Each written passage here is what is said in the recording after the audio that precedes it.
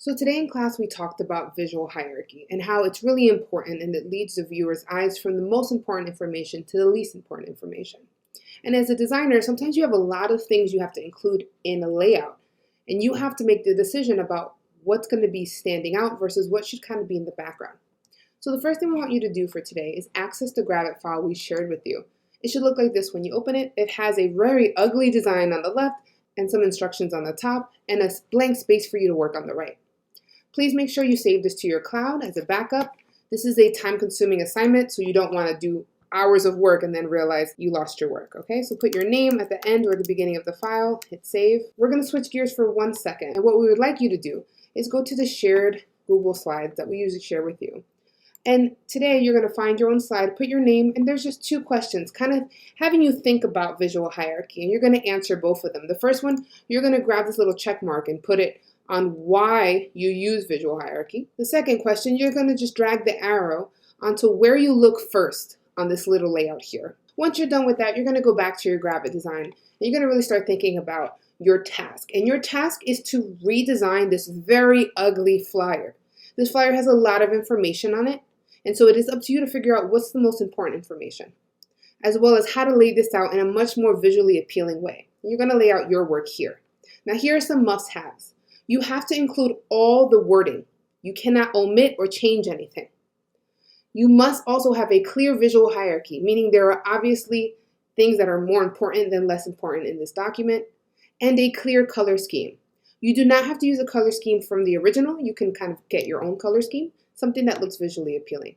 Some amazings, if you really want to amp it up a bit, is to add some vector shapes or objects to break up all this text and try to edit the typography using alignment, spacing, and font families. Here are some tips that will help you out. First things first, I would highly recommend taking my type tool and beginning by just breaking up the type. I recommend everything that you would want to be slightly different be in its own text box. So to make a text box, I simply activate my type tool, I click and make a box, and then I'll type the wording in. Now, if I want American Patriotic Comedy Tour to be separate, like as far as edits, than something else, I'm just going to keep it in its own text box. It's a lot easier to navigate through that way.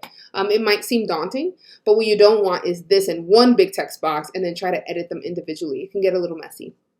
Now, some helpful hints is that all your settings for your type are here on the right-hand side. As soon as you have type activated, you're going to see the ability to change the color of your type, the font style, as well as the font family. So the font family just means the same font, but is it bold, semi-bold, things like that.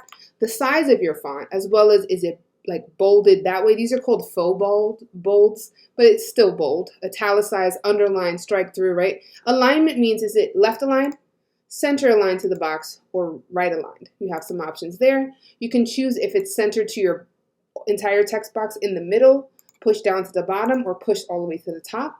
And then you have things like spacing. Now, we learned the technical terms for this in the past, right? Spacing between characters is called kerning, and you can change that space there. You have spacing between the words, which is called tracking. And then you have line, which we call leading, which is the space between lines. You have a lot of options here, and you can get really creative with your layout. So it doesn't have to necessarily look like a Word document, which is what we don't want. Some other things to consider is that most of the time your title is twice as big as everything else or the body of your text. So if this is my title, I want this to be probably twice as large as everything else, just so it really stands out. So I'm going to work through this very quickly and speed up the next section, but I'm going to show you the beginning of how I would work on laying this out so that I have clear visual hierarchy.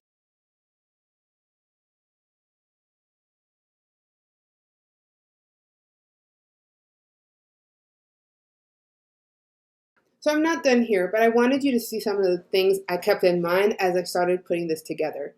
First, I thought about what should people look at first? That's going to be my largest thing. That's going to be the title. That's going to be that stands out, bold, larger, colorful, whatever technique you're using. Secondly, how am I breaking up information so it doesn't look like a paragraph? I use the circle, right? You can use a block, you can use color. Third, I'm thinking about my font families. I want things to go cohesively together, but I do need things to stand out. So I don't want exactly the same font everywhere, right? Because then that'll be kind of dry, one-noted. So I use different font families. So I use the Roberto Condensed, but I changed some of them for being bold, thin, italicized, and then I just did one different font to stand out and create some contrast, which is the font that has like that kind of script vibe, okay?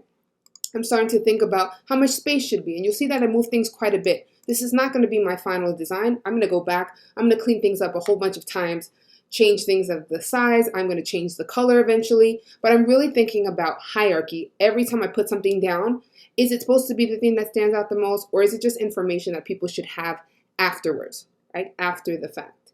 And so I'm really going to think that through.